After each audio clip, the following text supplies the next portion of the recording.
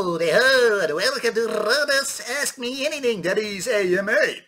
It's been a while since I've done sort of a video, and the reason is there hasn't been too many questions lately.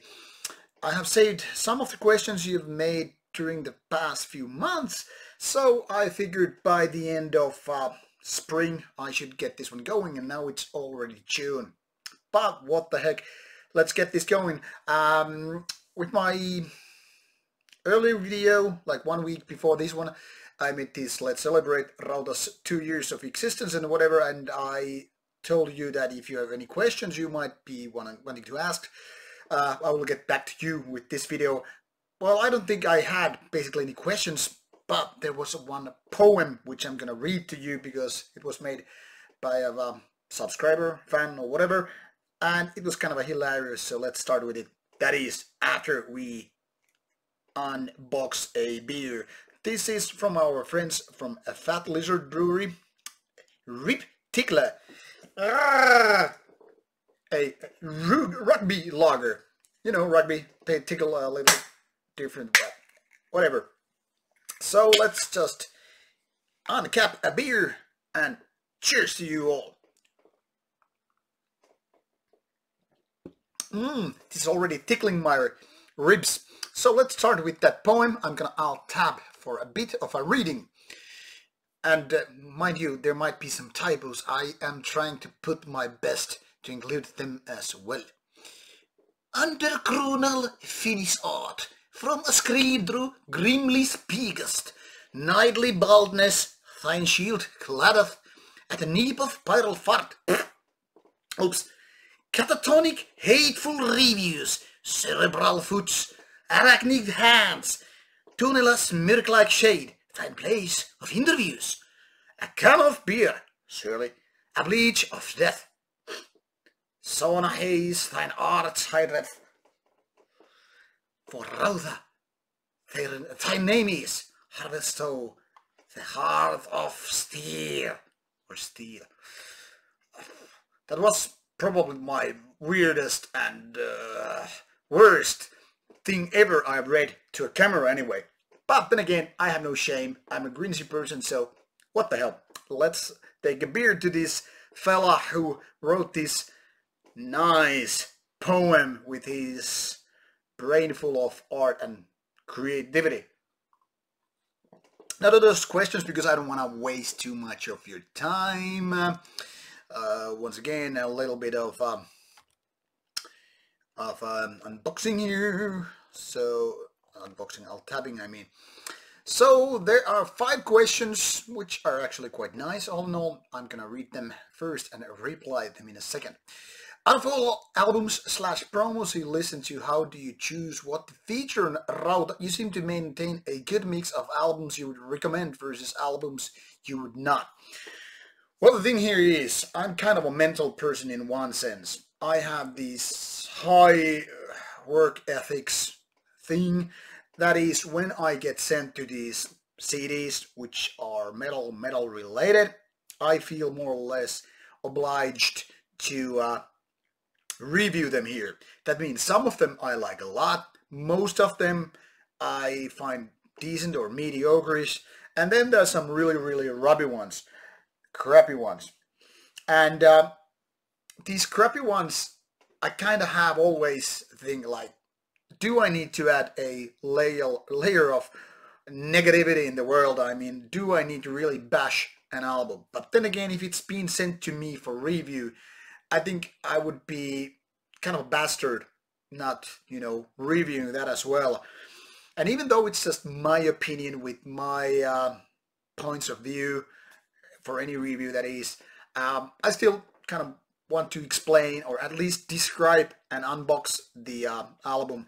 So it's not so much about the quality of music or whatever when I choose what to review. I try to review all the metal and metal related albums, promos, demos, whatever I get sent, DVDs, Blu-rays, I don't know, man.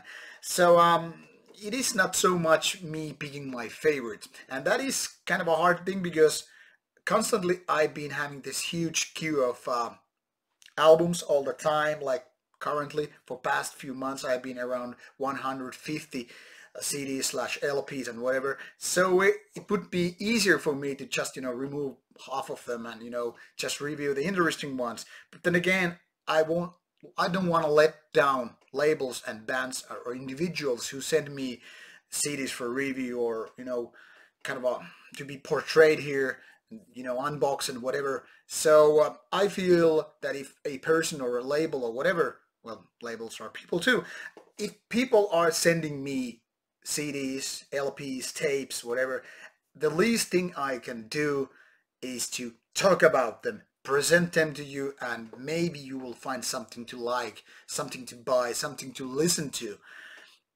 So that is basically the idea here. There is no kind of a selection like, hey, let's have 1/3 of Cherry's favorite, 1/3 of something else, and 1/3 of the crappy ones. It is just what it is.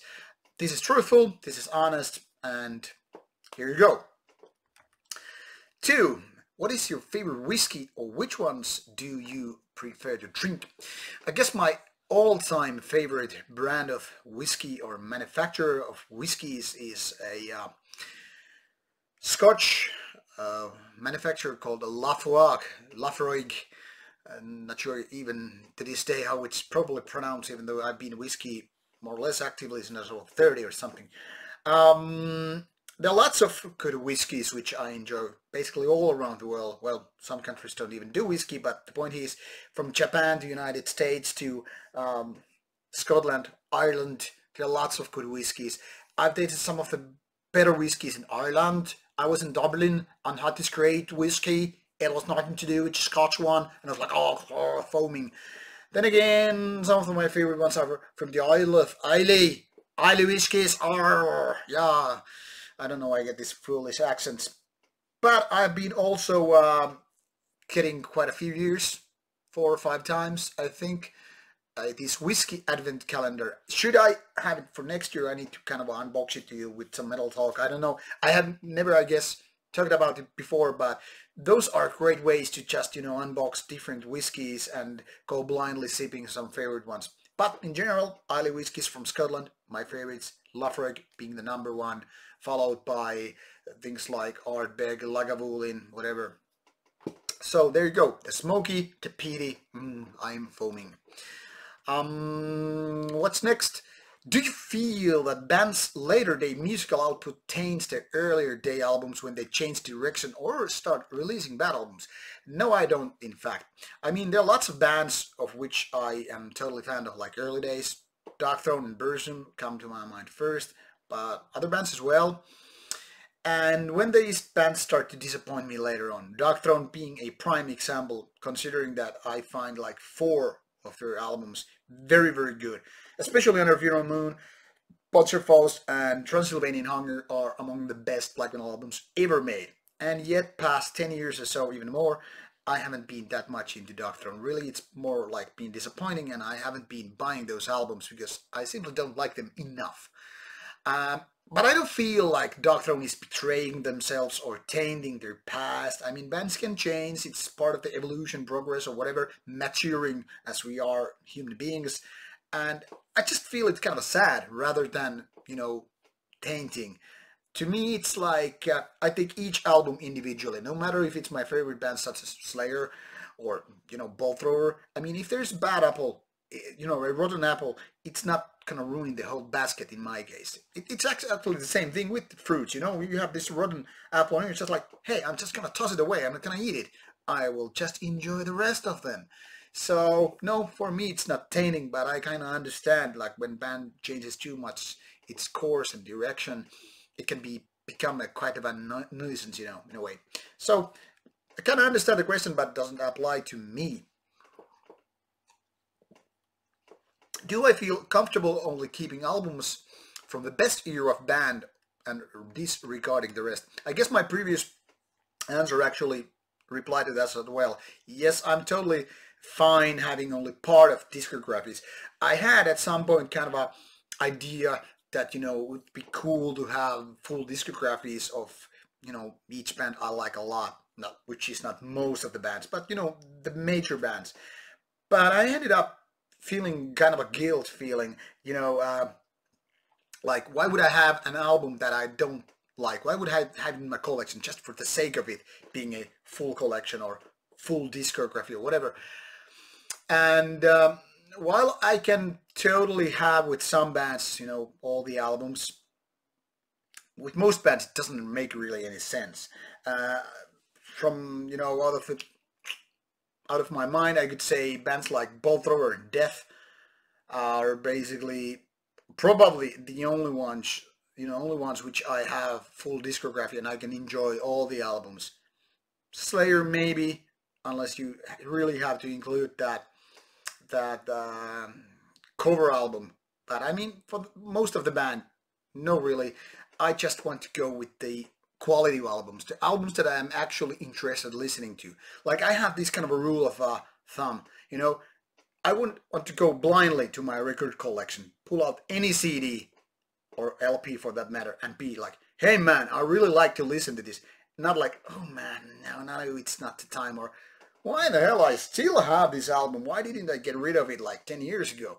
So for me, it's all about having good stuff there. So no, I don't need full discographies, and I wish all the bands were as good as Death and Bolt or maybe even Morbid Angel, but most bands are not that good, so I'm just happy to go cherry picking and do that to only get those good ones. And the last but definitely not least is not, do you feel that you're into a band from the start? You need to have all their music even if you're lost in what they're releasing? Well, once again, this is very much about the same topic. Nope. And even though obviously bands that have had big impact on me, well, they are more interesting. I mean, I know this kind of a thing that, when Dog Throne put out a new album, Old Star people were like, man, hey, Dog Throne, yeah, let's talk about Dog Throne. Have you heard their song called, Duke of Gloat or whatever? And you don't notice this with bands that don't have good CD, good discography or whatever. I mean, I've heard plenty of better albums this year alone, this spring alone, which are way better than Dog Throne, but people aren't talking about them because they are not Dog Throne. They don't have these, let's call that baggage, but in a good way, or luggage. I mean, they have their history, which then again impacts their present moment. And as such, people are more inclined to check out these bands just because I remembered when they made this album. Yeah, it was 25 years ago, but still, it's one of my favorites. So obviously, they gotta check it out. So it doesn't really matter if it's Metallica, Iron Maiden, Dog Throne, or what the hell, Mayhem, which is a band I don't think have done any good albums since the Mysteries. But people are like, when you have this love of your youth, like this band made so great an album 25 years ago, like applies to Mayhem, applies to, I don't know, Metallica. But I mean, so what if they haven't done an album in, say, last 5 years? Isn't really worth waiting for, not to mention more. So obviously we all have this habit, or most of us have this habit of checking out these bands with better discography, no matter if the last 10 years has been next to crap. So what can I say? It's cool to check them out, but it's not like I'm waiting. I mean, there's a saying in some sports anyway, like you're only as good as your latest result. That might be your latest year in, I don't know, sports like ice hockey or soccer. It might be your last lifts in powerlifting meets or karate, whatever. But I mean, it doesn't really matter what you did 20 years ago. Those are in the past. You can just go back to listen to those, but it doesn't mean that these albums of today mean anything. And vice versa. I mean, there are bands that were like 10 years ago next to crap, and now suddenly, boom, they're making this big album with some quality songs and all that stuff. So you have these kind of like mind twisted and turned to a new direction, and you have to kind of reset and have it as it is. Kind of a Nietzschean way to see it. Question everything, even your own taste, even your own prejudice, or even more so your prejudice, and figure out if they're good. Now I'm getting way too much talk here. Thank you for watching this AMA, and should you have any more questions, I will do later on another AMA. Should there be enough questions, let's say 5 minimum. Doesn't really make much of a sense to make a video out of one question. So maybe during the summer, maybe during the autumn or winter, I don't know. But until that, have yourself a good Saturday beer, and see you with more videos coming later on. Take care.